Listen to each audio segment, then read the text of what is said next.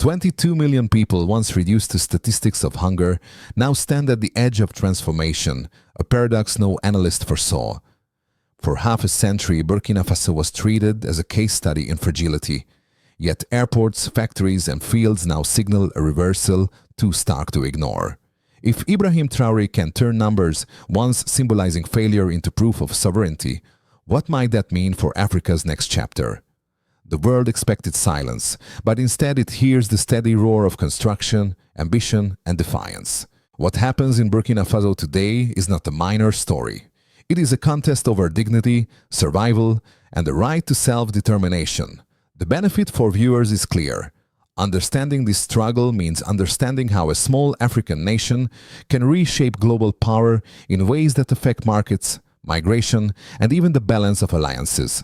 The stakes are enormous because this is not simply about one leader or one country. It is about whether the promise of sovereignty can be translated into infrastructure, industry and daily life. When the old order dismisses projects as reckless populism, the new order sees them as investments in survival. When critics abroad warn of collapse, farmers at home hold tractors, workers punch factory clocks, and children enter classrooms built with local cement. Each contradiction raises the tension, and each achievement sharpens the question: can this experiment endure? By the end of this story, you will see why the outcome matters far beyond Burkina Faso's borders. 2 years, 10 projects, billions in local capital, a timeline that defies every prediction. The mini-reveal is simple yet staggering. Between September 2022 and March 2025, Burkina Faso launched more infrastructure than in the previous 3 decades combined. The country, once dismissed as fragile, now forces observers to recalculate every assumption about what is possible. The context begins in whispers of history. For decades, Burkina Faso appeared in global headlines only when coups erupted, famines spread, or insurgencies advanced. Its landlocked geography and its colonial scars made it a textbook case for dependency. Foreign lenders dictated budgets, foreign troops patrolled borders, foreign companies mined gold, while leaving little but dust behind. To outside analysts, the country was a permanent ward of international aid, incapable of generating momentum on its own. That image cracked in late 2022 when a young artillery captain stepped forward. Ibrahim Traoré, with no elite pedigree and no party machine, declared that sovereignty was not a slogan, but a plan. His first speeches rejected the kneeling posture before donors and promised something more dangerous: dignity reclaimed by citizens themselves. What many dismissed as youthful bravado turned, within months, into tangible construction. Airlines reborn, airports modernized, factories funded locally, hospitals erected in neglected regions. Each achievement acted as a data point against cynicism. Instead of loans from the IMF, capital was raised domestically. Instead of waiting for aid shipments, farmers received tractors and seeds. Instead of exporting raw ore, gold refineries opened at home. Step by step, the baseline of dependency shifted into a delta of sovereignty. This chain of cause and effect, from broken assumptions to unfolding projects, is the frame we will carry forward. Understanding it explains why outside powers are nervous, why citizens feel pride, and why the world must now watch Burkina Faso with fresh eyes. Every sweeping change needs a figure through whom the story becomes tangible. In Burkina Faso, that figure is Ibrahim Traoré, not only as head of state, but as the guide who insists that sovereignty is measured in daily life, not declarations. His presence bridges the lofty promises of policy with the dust of construction sites, the sweat of farmers, and the determination of factory workers. Consider 2 early cases. The first was aviation, a sector long regarded as symbolic rather than practical. When Air Burkina lifted off in October 2023 with a new Embraer jet purchased without foreign loans, it was more than a flight. It was a statement that a landlocked nation could refuse to be grounded. Passengers wept as the aircraft rose because they knew it carried not just bodies but pride. The second case was agriculture. In early 2024, instead of rifles, 400 tractors rolled out across fields in what Traoré called the agro-pastoral offensive. For the first time in memory, small farmers received equipment backed by the state, not empty speeches. Young students were handed 2 hectares of land each, transforming them from job seekers into producers. The effect rippled quickly. Cooperatives of women began processing cashews and tomatoes, shifting from subsistence to business. These micro-stories reveal the "so what" of sovereignty. It is not theory debated in think tanks, it is dignity restored in villages. And when ordinary citizens feel that shift in their daily routines, the political narrative becomes something else entirely, a lived transformation, visible and undeniable. The trigger came in September 2022, when the world barely noticed a young captain stepping into a vacuum of failed governance. Ibrahim Traoré's declaration was blunt. Burkina Faso would no longer kneel to foreign dictates. Few took it seriously, assuming this was another fiery speech destined to fade. Yet within weeks, bulldozers, contracts and blueprints began to accumulate, and the first shockwaves rippled outward. The early climax arrived with aviation. On October 2, 2024, after 6 silent months, Air Burkina returned to the skies. An Embraer E190 lifted off without IMF loans, carrying more than passengers. It carried proof. Proof that a country once seen as dependent could finance and operate a modern airline on its own terms. The symbolism stung foreign capitals, because flight was never just prestige, it was power. For a landlocked nation, it meant trade routes, markets, and survival. Almost immediately, construction extended beyond aviation. In Bobo-Dioulasso, bulldozers tore through red earth to modernize an airport at the cost of 80 billion CFA. In Ouagadougou, the long-stalled Dunsin International surged forward with a 3.5-kilometer runway, a 1 million-passenger terminal, and a 25-megawatt solar plant to ensure uninterrupted energy. Projects once dismissed as fantasy stood rising in steel and concrete. Then came agriculture, a deliberate pivot. In early 2024, tractors replaced rifles in the agro-pastoral offensive. 78 billion CFA francs poured into fields instead of war chests. 400 tractors, hundreds of motor pumps, and thousands of tons of seeds and fertilizer changed the baseline. Families who once waited for foreign aid ships now watch their children drive tractors across ancestral soil. The emotional aftershock was profound. Farmers cried upon receiving their first state-backed equipment, women's cooperatives scaled up production, and diaspora remittances funded processing plants. Industrialization accelerated the momentum. Cashew factories employed tens of thousands. Tomato plants processed 100 tons daily. A bank capitalized with 15 billion CFA opened credit to farmers, students, and women entrepreneurs who had been excluded from traditional finance. For the first time, banking served villages, not Parisian skyscrapers. Healthcare deepened the impact. A geriatric hospital rose in Bobo-Dioulasso, providing free care to 95,000 retirees. A 500-bed hospital in Pala offered surgeries once thought impossible inside the country. Dignity extended to elders and patients long neglected, cementing trust in the new course. The aftershock reached gold. In late 2024, 2 mines were nationalized at the cost of $80 million, redirecting profits from foreign firms to domestic infrastructure. A new refinery capable of processing 150 tons annually turned ore into gold bars within national borders. For miners, for farmers, for the nation, it was justice made visible. The sequence was clear: a trigger in leadership, a climax in aviation, and an aftershock across agriculture, industry, health, and finance. Step by step, dependency cracked, and a different storyline emerged. The old assumption that Burkina Faso would remain fragile no longer fit the evidence before the world's eyes. Numbers tell the story in ways rhetoric cannot. The baseline of dependency, measured in external loans and imported goods, shifted into a delta of domestic achievement. 3 figures capture the magnitude: 78 billion CFA in agriculture, 80 billion CFA in aviation, and 95,000 retirees receiving care. Each number is not abstract. Each is a pulse of sovereignty. The first figure, 78 billion CFA francs. This investment did not go into weapons or foreign debt service. It went into fields. 400 tractors, hundreds of motor pumps, and thousands of tons of fertilizer and seeds were delivered directly to farmers. The explanation is simple. Money once locked in aid cycles now created tangible productivity. For smallholders, 2 hectares of land and modern tools transformed identity from dependency to production. This was not charity, it was policy rewritten in soil. The second figure, 80 billion CFA for airport modernization, Bobo Dioulasso's terminals and runways were upgraded to global standards after decades of neglect. Instead of waiting for outside investors, the state mobilized domestic capital to fund expansion. The explanation again is straightforward. Aviation was not prestige, it was logistics. Trade routes, market access, and connectivity are survival for a landlocked nation. The symbolism of financing it locally showed that sovereignty could be engineered in steel and asphalt.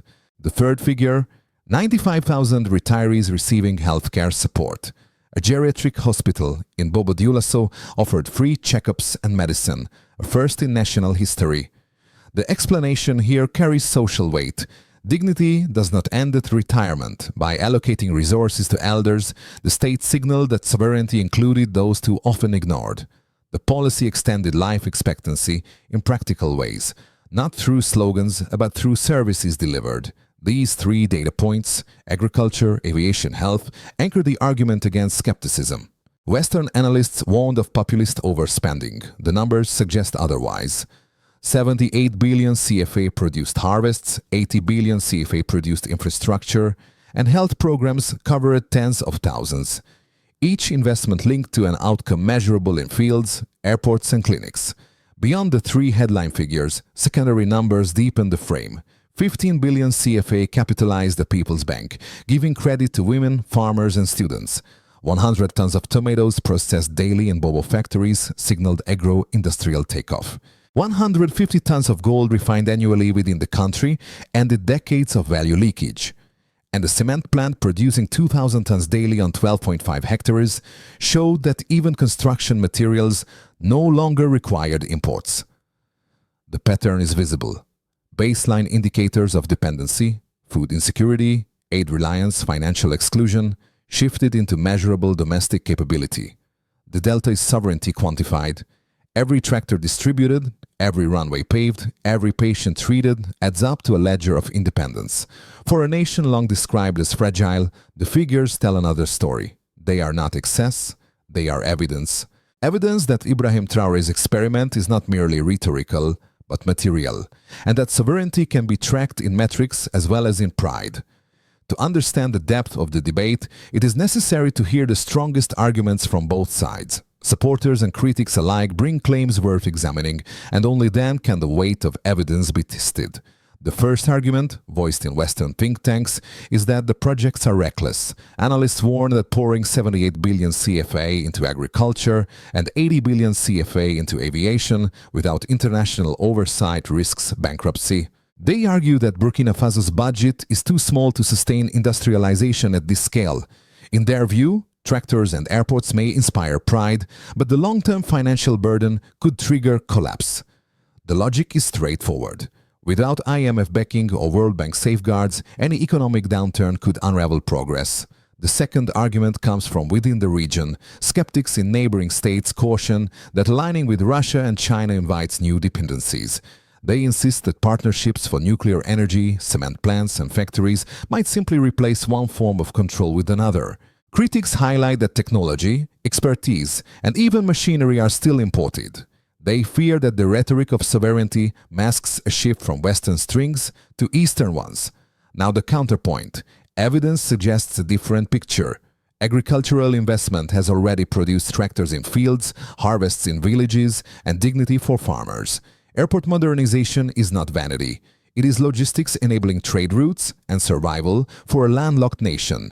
Nuclear agreements include training programs and regulatory frameworks, not just hardware, signaling capacity building rather than dependency. Gold refineries process 150 tons annually within national borders, keeping value at home instead of exporting it abroad.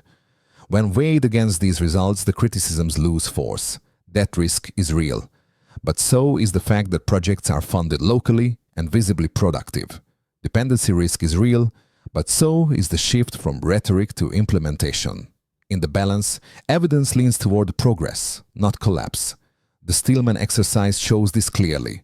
Both sides have rational claims, but the outcomes so far tilt toward a story of resilience. The midpoint revelation is blunt. Sovereignty is no longer theory, it is infrastructure. In 8 words, the entire frame of the debate shifts from abstract ideals to tangible evidence. Take the textile revival. For decades, Burkina Faso's markets were flooded with second-hand clothing, eroding national industry and identity. Under Ibrahim Traoré, a national textile center began producing uniforms for police, courts and soldiers, while reviving the traditional Faso-Danfani cloth. Every officer marching in locally woven fabric sent a signal more potent than speeches: dignity worn as uniform. Or consider the cement plant inaugurated in March 2025. With $43 million invested, 2,000 tons of cement now roll out daily using local labor and renewable energy systems. For a nation where homes were once built of mud and tin, this was not a technical detail. It was a declaration that the future would be built with materials no outsider could repossess. At the midpoint of this journey, the evidence accumulates. Factories hum, uniforms march, cement hardens. The question is no longer whether change has begun, but whether the momentum can be defended against inevitable pushback. The grand projects are not abstractions. They filter into daily life across 4 dimensions: households, businesses, the state, and the region. Families who once waited for foreign food aid now watch their children climb onto tractors and plow ancestral soil. 2 hectares distributed to students are no longer lines on a map, but fields generating harvests. Retirees, once abandoned, now line up at Bobo Dioulasso's geriatric hospital for free checkups. The figure of 95,000 covered seniors represents more than statistics. It represents dignity restored. In homes, cement walls replace mud huts, and uniforms stitched locally replace second-hand imports. Every detail affirms that sovereignty touches kitchens, bedrooms and courtyards. Cashew plants employ tens of thousands, transforming cooperatives into industrial-scale exporters. Tomato factories process 100 tons daily, linking farmers to markets rather than leaving crops to rot. Gold refineries keep value in country, allowing profits to cycle into wages and reinvestment. Entrepreneurs access credit from a people's bank capitalized with 15 billion CFA, enabling workshops and small enterprises to thrive. The outcome is a domestic economy that no longer bleeds value outward at every step. By nationalizing 2 major mines at a cost of roughly 80 million, the government redirected wealth to schools, hospitals, and energy. An Embraer E190 jet flying under Burkina Faso's own flag is not prestige. It is logistics. Airports in Ouagadougou and Bobo Dioulasso expand connectivity, ensuring that state power is expressed in mobility and trade, not in dependence on outside carriers. Energy sovereignty is pursued through a 25-megawatt solar station and nuclear agreements with Rosatom, making power cuts less likely to paralyze communities. These moves make the state not merely symbolic, but operational, capable of delivering public goods. The impacts extend beyond borders. In stadiums from Bamako to Niamey, Ibrahim Traoré's speeches replay as signals of a new Sahelian identity. The alliance of Sahel states, Burkina Faso, Mali and Niger, represents not only military cooperation, but economic coordination outside French oversight. Neighbors watch as projects once thought impossible are implemented on Burkinabe soil. The contagion effect is psychological but potent. If one nation builds, why not another? Across these 4 groups, the pattern is consistent. Households feel pride, businesses gain credit and markets, the state asserts capacity, and the region absorbs inspiration. The impacts accumulate into a narrative that rattles foreign powers precisely because it works. Each sector offers evidence that sovereignty is not a slogan, but a system, and that system now shapes lives daily. Looking 6 to 12 months ahead, the trajectory of Burkina Faso under Ibrahim Traoré can be mapped into 3 plausible scenarios: base case, optimistic case, and worst case. Momentum continues at a steady pace. Airports reach completion, tractors keep rolling into villages, and factories stabilize output. Gold refineries process at least 120 of the projected 150 tons annually, proving capacity but also exposing bottlenecks. International critics remain vocal, but their warnings do not translate into direct sanctions. The country maintains sovereignty, but with fragile balance, advancing step by step without collapse, without miracle. Partnerships with Russia and China deepen into technology transfer, allowing nuclear training programs and renewable energy projects to scale faster than expected. The I2A electric vehicle, designed and assembled in Ouagadougou, moves from prototype to early mass production, giving Burkina Faso a foothold in Africa's EV market. Agricultural yields rise as students turned farmers expand acreage, reducing reliance on food imports. This case requires continued discipline, reinvesting profits domestically, avoiding debt spirals, and ensuring local ownership of progress. If achieved, Burkina Faso could set a precedent across Africa, showing that sovereignty can be engineered, not begged for. External pressure intensifies. Sanctions target mining exports. Covert destabilization disrupts supply chains. Insurgencies regain ground. Factories slow, airports face delays, and optimism fades under the weight of geopolitics. This scenario mirrors the fates of Sankara, Lumumba, or Gaddafi, where bold visions were cut short by force. The result would not erase achievements already visible, but it would freeze momentum and revive dependency. Which scenario emerges depends not only on decisions in Ouagadougou, but also on choices by citizens, neighbors, and global actors. The critical variable is whether sovereignty becomes irreversible before opposition grows overwhelming. That is the hinge on which Burkina Faso's next chapter rests. The projects unfolding in Burkina Faso are not only about statistics or contracts, they are about people whose lives echo beyond national borders. Different audiences will feel these shifts in distinctive ways, each connecting personal experience to collective transformation. For African youth, the message is immediate. Your future need not be written by foreign lenders. When students receive 2 hectares of land, when engineers assemble an electric vehicle in Ouagadougou, it signals that dignity can be built, not borrowed. Young viewers watching from Lagos, Dakar, or Nairobi see a reminder that ambition is not reserved for wealthier nations. For the diaspora, particularly communities in Europe and the United States, the emotional resonance is sharp. Generations who witnessed the assassinations of Sankara, Lumumba, and Gaddafi now see a new leader building rather than just resisting. Ibrahim Traoré becomes not simply a national figure, but a symbol in a transatlantic narrative of self-reliance and pride. On community radio, in church gatherings, or on social media, his speeches circulate as proof that Africa is not condemned to dependency. For ordinary citizens outside Africa, the relevance lies in geopolitics and economics. A Burkina Faso that refines its own gold and produces its own cement contributes to global shifts in trade and influence.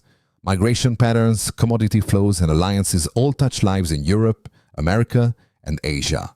To understand this experiment is to understand how a small country's choices ripple outward into energy markets, financial debates, and security policies. For every audience, the invitation is the same. Do not see this only as Burkina Faso's story. See it as a mirror reflecting questions of sovereignty, resilience, and possibility. If bold projects are to endure, they require more than speeches.